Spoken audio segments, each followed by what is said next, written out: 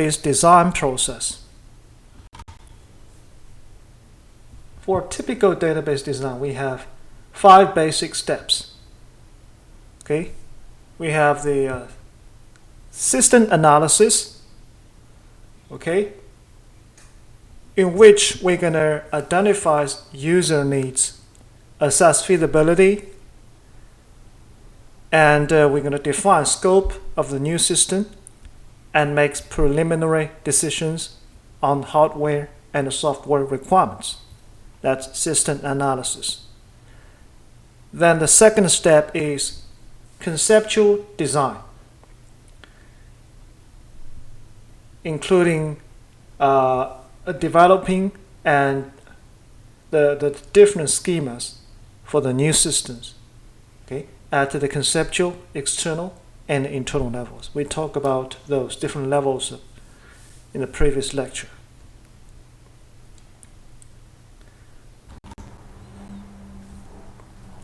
The second step is the physical design, which translates their internal level schemas into the actual database structure. Then the fourth step is implementation and conversion, and then the final step is operation and the maintenance. Okay, and accountants should be closely participating in every stage of the database design. In particular, accountants should provide the greatest value to their organization, right, by taking responsibility for the data modeling. So we're going to focus on data modeling in this lecture.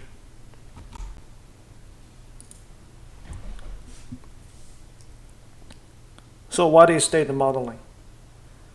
Right? It's a process of defining a database so that it faithfully represents all aspects of the organization, including its interaction with external environment. So first, entity relationship diagrams. An entity is anything about which an organization wants to collect and store information, and we call entity. And the entity relationship, or ER diagrams, is a graphical technique for portraying a database schema.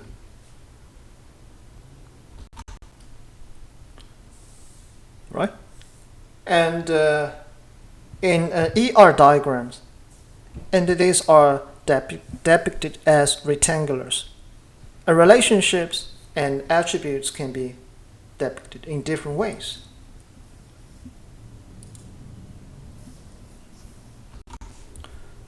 Right, so you can check figure 19.2 in the textbook to see what are those ER diagrams.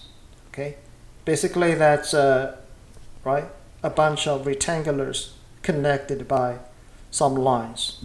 That's a basic ER diagram. All right. So what is ERA modeling? So ERA here represents 3 terms. Okay? So R means resources, which is things that have economic value to the organization, like cash, inventories. And E means events, which are various business activities that management wants to collect information on. For example, sales event, right? Payment collection event. The A means agent, which are people and organizations that participate in those events. Okay, which can include both internal agents or external agents, such as customer or vendors. Okay, in this model, it contains information about all these 3 fundamental types of entities: resources, event, and agents. Right? If we can include them all, then we have the REA modeling. you can view this as upgraded ER diagrams. So what's the difference between ER diagrams and REA modelings, right?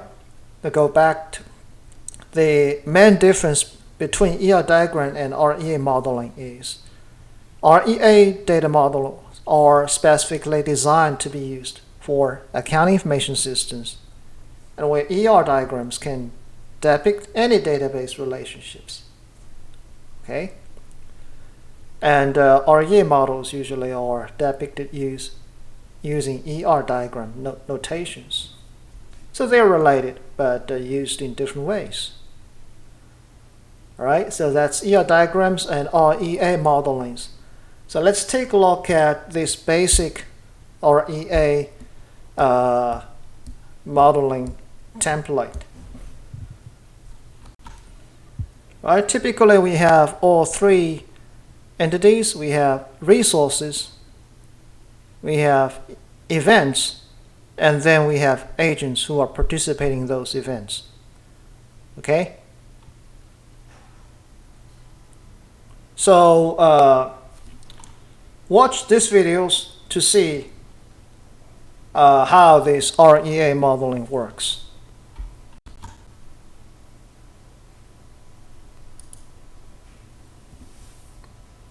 So how to create REA models?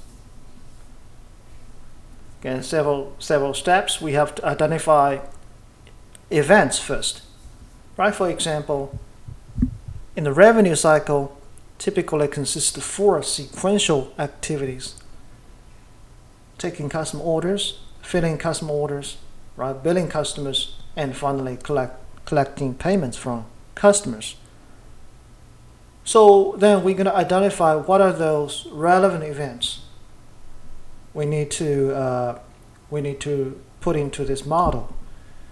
Basically, the rule here for REA model is we're going to find out those basic economic exchange events in which we're going to exchange resources. Okay?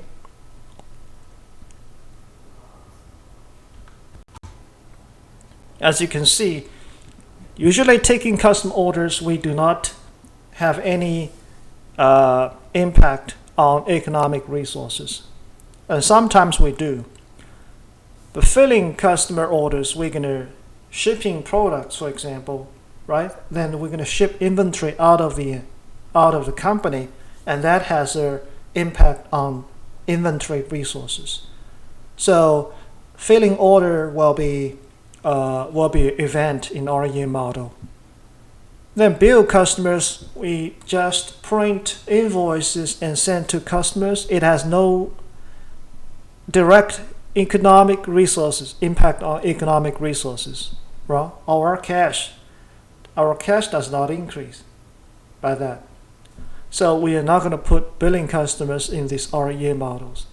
And then finally, collecting payment from customers. Yeah, right? It increases our cash. So it has impact on the economic resources. Therefore, collecting payment will be part of the REA models. And taking order is an optional. It depends, because sometimes when customer pre-orders something, we have to, for example, customer order a dish, we have to prepare the dish for the customer so they're going to pick it up later. So that has some economic impact. Though some taking order could be part of the REA model. So it really depends on your business processes. So it's an optional event. All right. So once we identify event, can take a break, take a look at these multiple choices.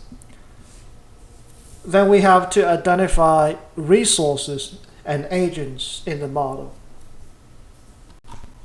So what are those resources that we need to get into this model? The resources that we're going to work with is the get and the give relations. So what do we get and what do we give? Right? For example, right, we can purchase inventories. That's a get event, right? then when we fill a customer order, we're going to ship inventory out. That's a give event. So inventories is typical resources that will be included. And also cash, right? We're going to get payment. We're going to also pay vendors. That's also a resources. And also we have resources affected by commitment event. For example, the customer, we have a pre-order, right? That's a commitment that could potentially be a resources for us. All right, so and about agents, that's the participants, right, in those events, and we should have at least one internal agent in REA model, and in most cases, an external agent, right? And sometimes we don't have external agent, but that's fine. But typically we have at least one internal agent and one external agent, or we have more agents.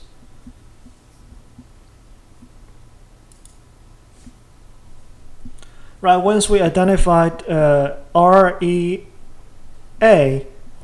then we're going to think about their relationships, which is determine the cardinalities of relationships. So cardinality is going to show the nature of the relationship between two entities.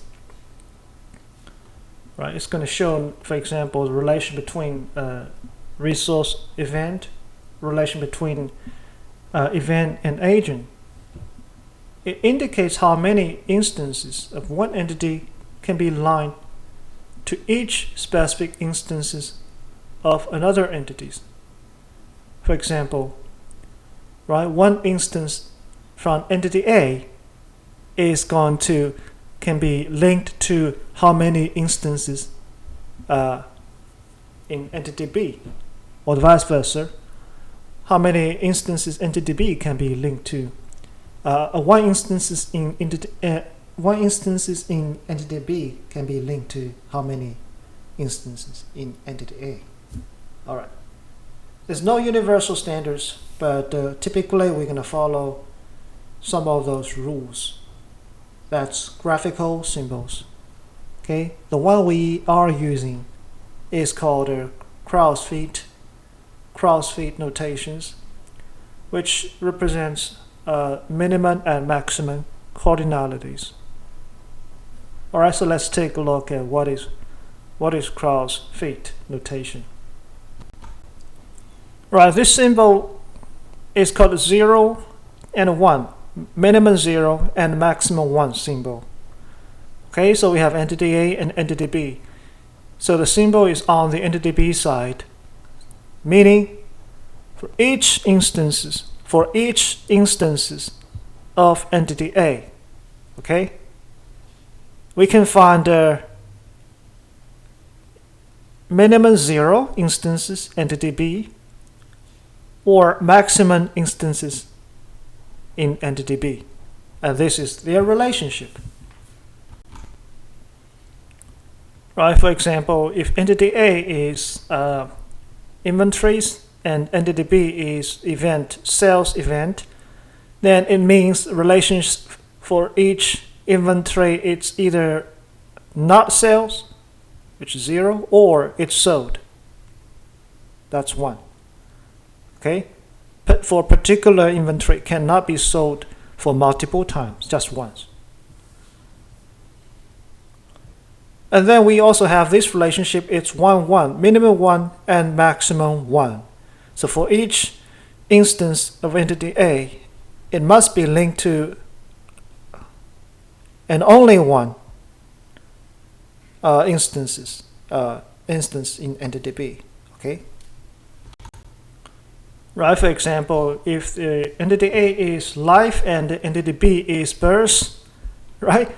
So there's a one, must be one, and only one chance, right? This relationship.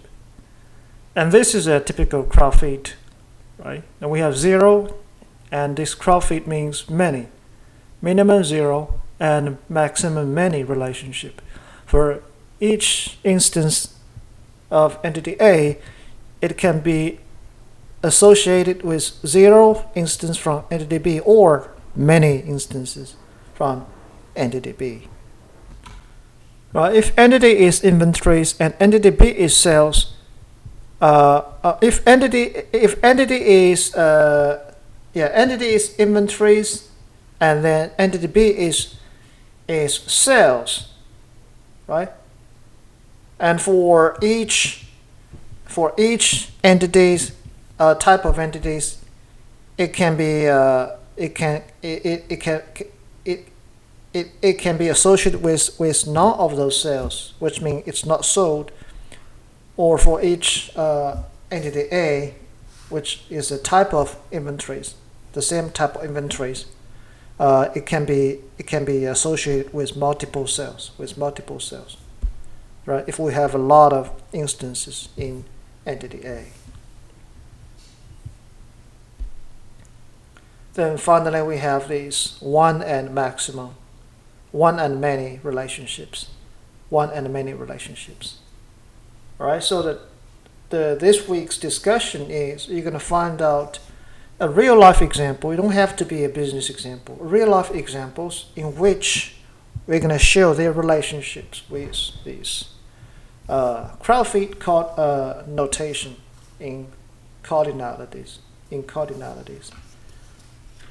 And the good things about this is we show these relationships, we can also show the vice versa relationships. Okay, so we're going to put cardinalities, the crowd feet also on this side.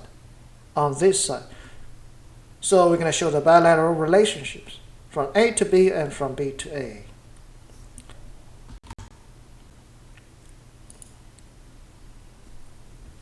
Alright, this is the examples how we're going to show their relationship on both sides. So let's see if we can explain their relationships. So let's read this notation first. So for each sales, okay, there will be at least one, and at most one and only one customer. That's their relationships.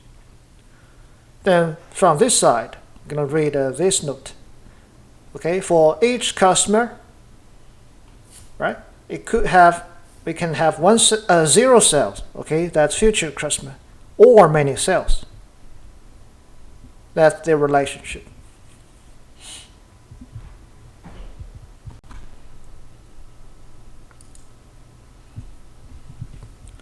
All right. So let's talk about 3 types of relationships between the two entities.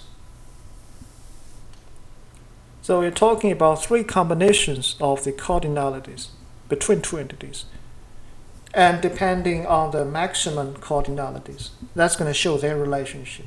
For example, for this one, let's read the maximum cardinalities and 1, and here also 1. So this is a typical 1-to-1 relationships. And here the maximum is 1, maximum is many, so it's a 1-to-many relationships or many-to-1 relationships. And here the maximum is many, and we have the maximum also is many. So this is a many-to-many relationships. Okay, they will be very useful in our database design.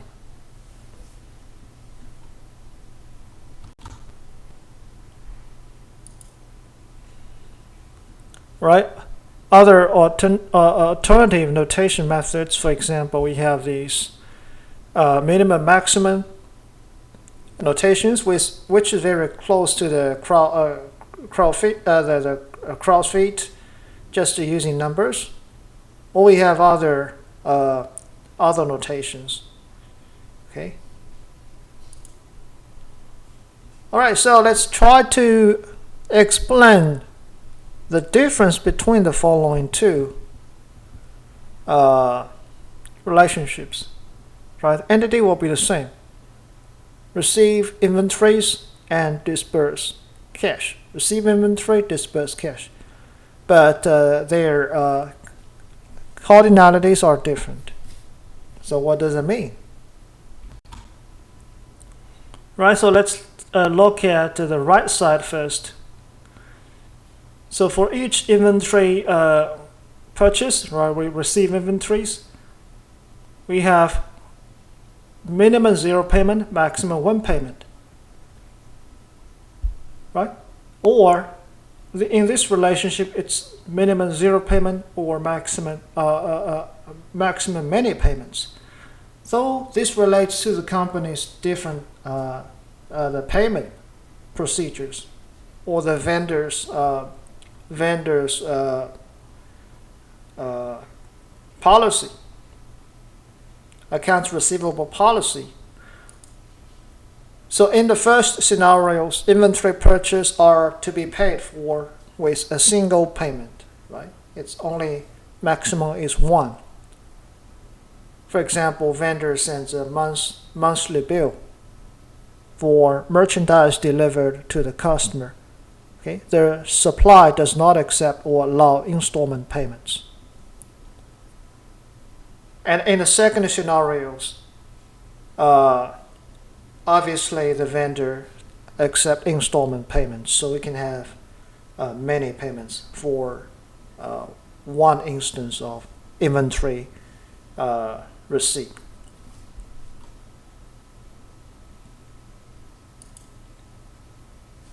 All right, so let's take one more examples.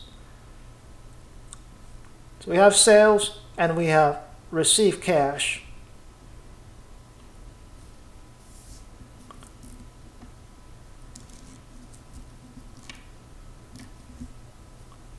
So what does it mean? It's the relationship is between the sales and the receive cash events for a retail store. Okay. So that has some in-store sales paid in full by a customer at the time of the sale, but also allows some customers to purchase on credit and billing them later and allowing them to make installment payment.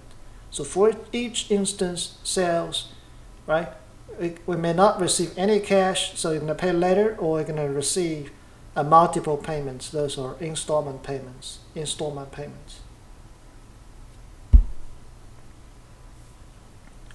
If customers are required to pay on site for each sales, okay, and no credit, just cash payment, so the relation will be 1 and 1.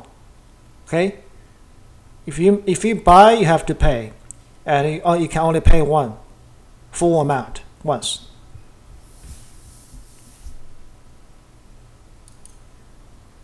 So take a look at these questions to see if you understand. Okay, we have more. All right, so basically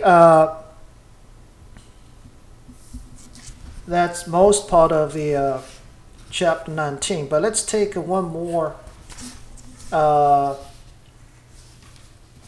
look at implementing an REA model.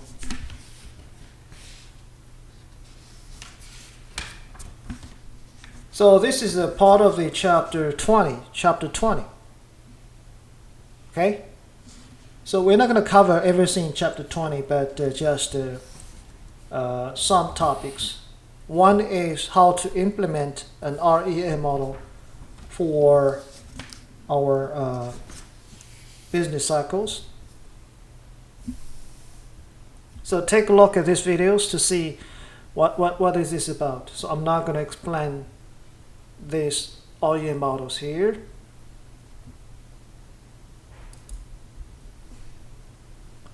Right? Another topic that's covered in chapter 20 is using REA diagrams to build a relational database. All right? So we have seen relational database in the previous lecture. So here we're going to talk about how to build a relational database with REA diagram.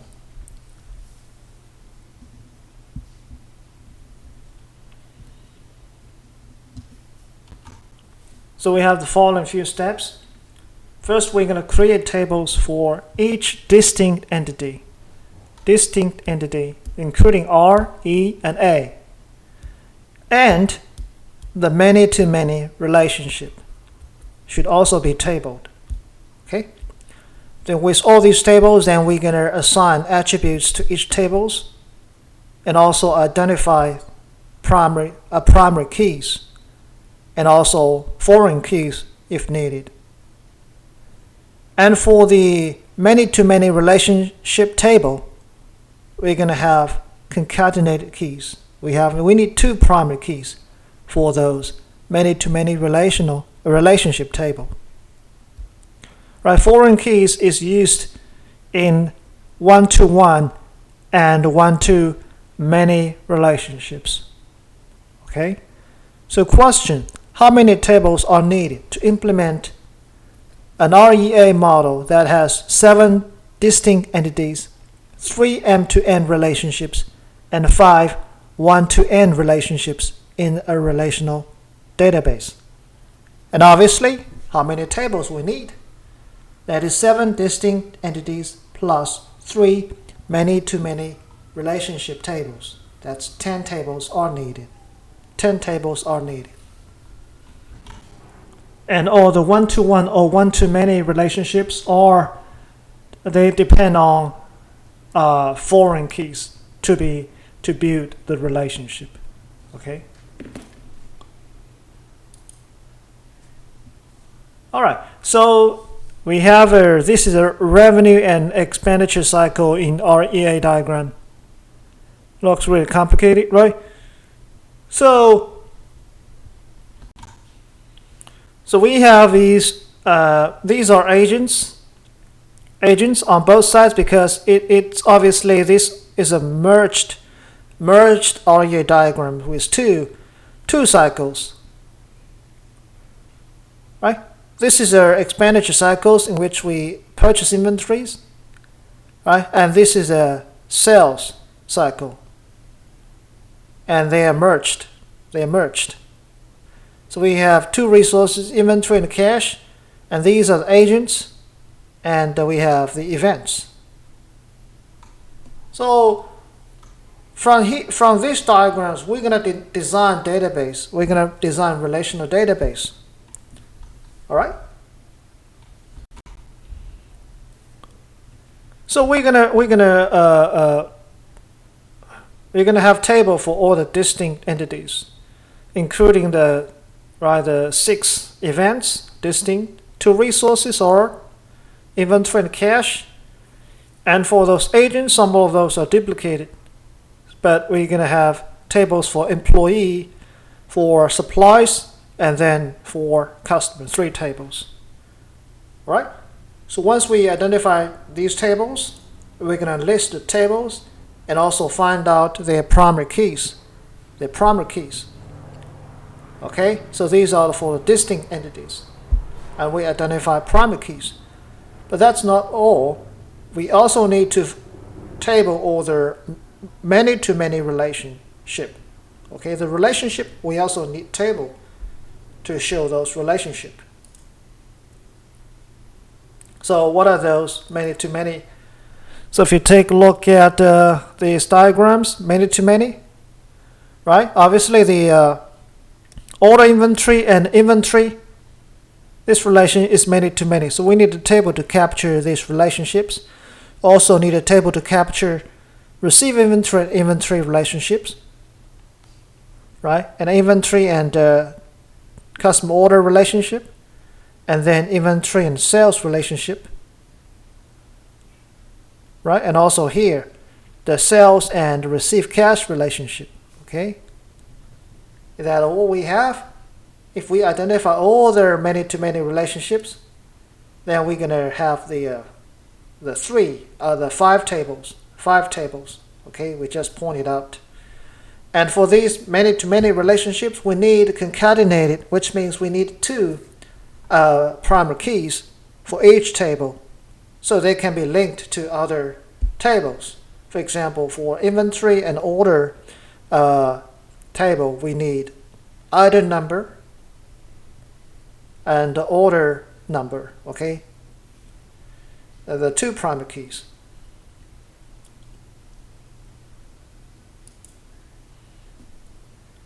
And then we're gonna table all the rest of the find the keys for the rest of the tables, right? We have identified all the primary keys already, so we're gonna add foreign keys for all the one-to-one and one-to-many relationships. All right. So let's take a look at the order inventory entity or event. Order inventory, right? This is related. Order inventory is related with 1, 2, 3, 4, another 4 entities, and their relation is, right? The maximum is one to many, many to many, right? This has been captured by the many to many tables. And also this is one-to-many relation.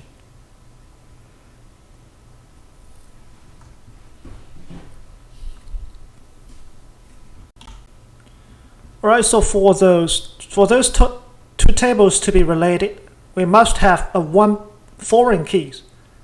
Could be on these tables or these tables, but where to put the foreign key is the question.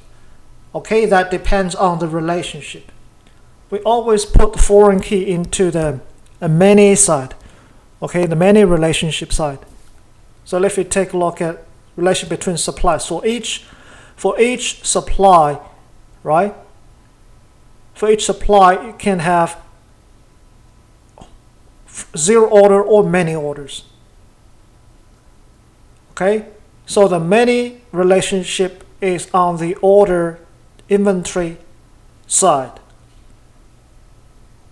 So we're going to put a foreign key, which is the supply number, ID, into the order inventory table. Same thing is here. Because the many relationship is on the order inventory side, we're going to put the employee ID into this order inventory table. But for this one-to-many relationship, the many side is on the receiving inventory side. So the foreign key will be the order number, okay, will be added to the receive inventory tables. So therefore, we're going to add 2 foreign keys into the order inventory table. And for this relation has been taken care of already. We build additional table to capture the relationship, in which we also have the order number. So this can be linked to this relational table, and this relational table will link to inventory tables. So we only need 2 foreign keys for order inventory table. That is the supply number and employee ID. That's it. So this is a rule how to determine foreign keys, which is also important in relational database. Okay, so we have one more multiple choices. All right, so that's all for this lecture. So you need to watch those videos to understand the details of REA models.